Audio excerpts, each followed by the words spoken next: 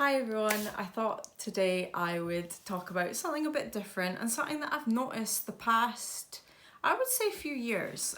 So I have been watching the TV show Friends. I mean, I think everyone knows Friends. Like, even if you've not actually watched the show, you've heard about Friends.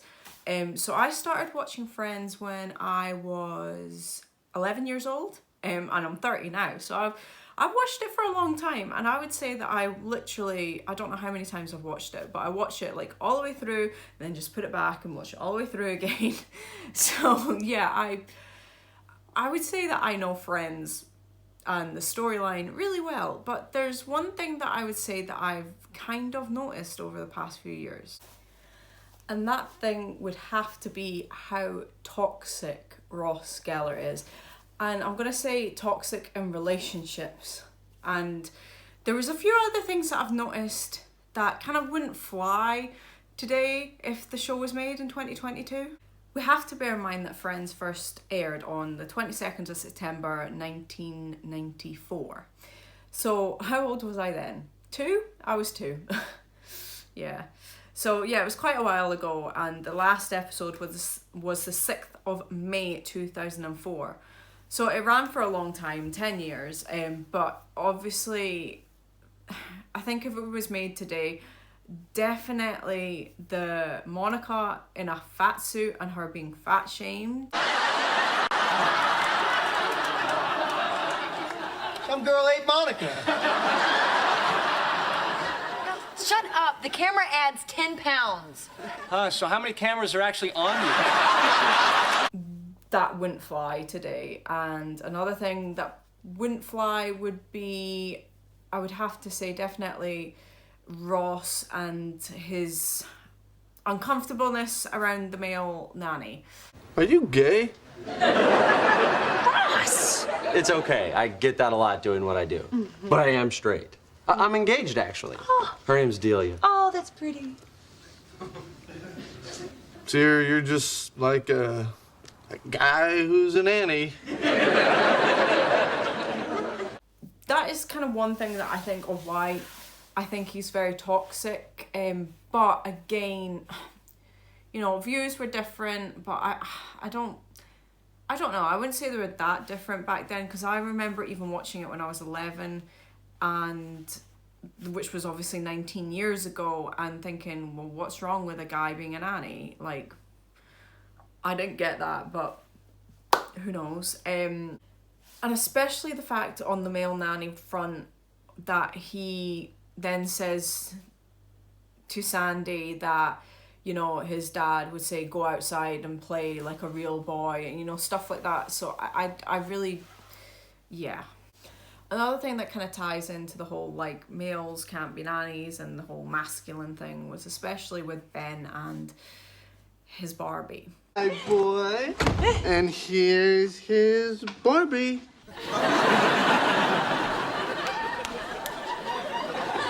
What's my boy doing with the Barbie? He picked it out at the toy store himself. He loves it. He carries it everywhere. It's like a security blanket, but with ski boots and a kicky beret. Hey, how about, don't you want to play with a monster truck? No? Okay. Ooh, how about a dino soldier?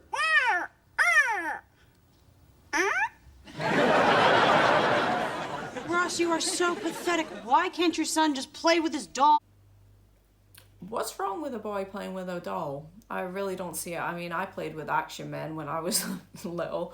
I played football. I wore my brother's hand-me-downs.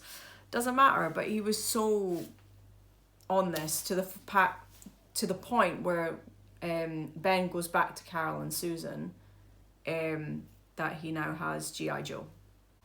But back to why I think Ross is a toxic partner. Now, he says, I'm not a cheat, I'm not Joey. But he cheated on Bonnie with Rachel. He kisses Rachel while he's with Bonnie. Yes, he breaks up with her immediately afterwards, but he's still done it. And he kisses Rachel while he's with Julie. So he does cheat. Granted, they were only kisses, and let's not get onto the whole were they on a break thing and was that cheating. Let's just push that to the side. But yeah, he does cheat.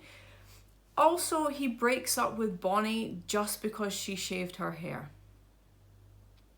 And let's not go on the fact that Rachel purely done it on purpose. Let's not go into her kind of... Yeah, let's not touch on that. But he breaks up with her solely on her appearance that she shaved her head.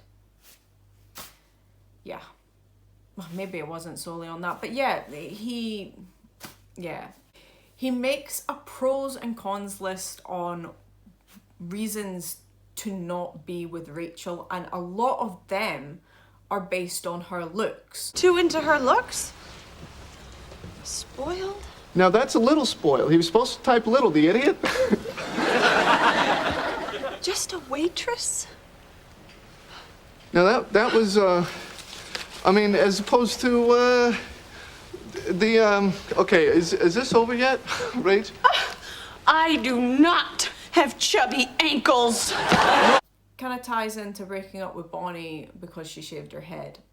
He makes Rachel give up her dream job. Now in season 10, Rachel's offered an amazing opportunity to work in Paris, and they say that they can fly Ross and Emma back and forth, you know, and they were being really accommodating.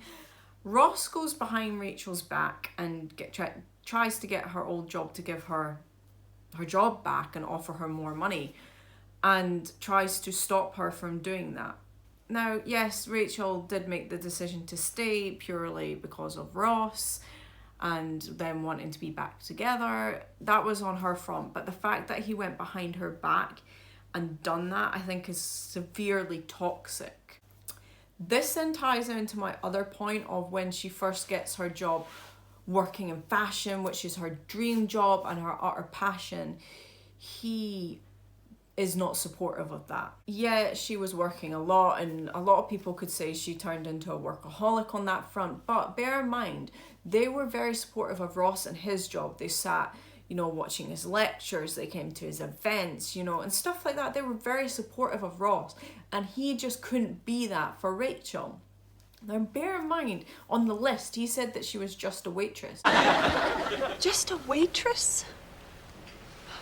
So when she then finally does get, you know, a career and a job and that opportunity, he is not supportive of that and is insanely jealous.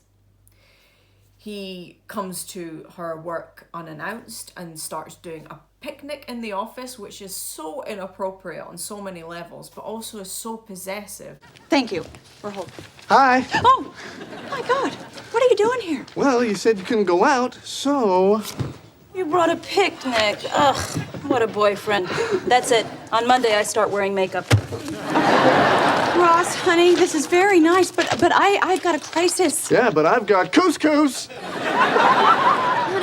Honey, I'm sorry. I know it's our anniversary, but I told you on the phone I don't have time to stop. Okay, you don't have to stop. I'm invisible. I'm not here. Yeah, but I don't... Who approved that order? Well, there is no Mark Robinson in this office. He also then sends a whole load of stuff to her office and has her desk covered in things.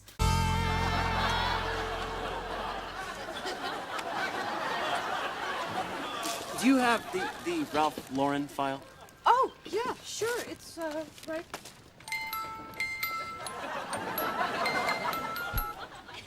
What's that? It's from Ross. It's a love bug.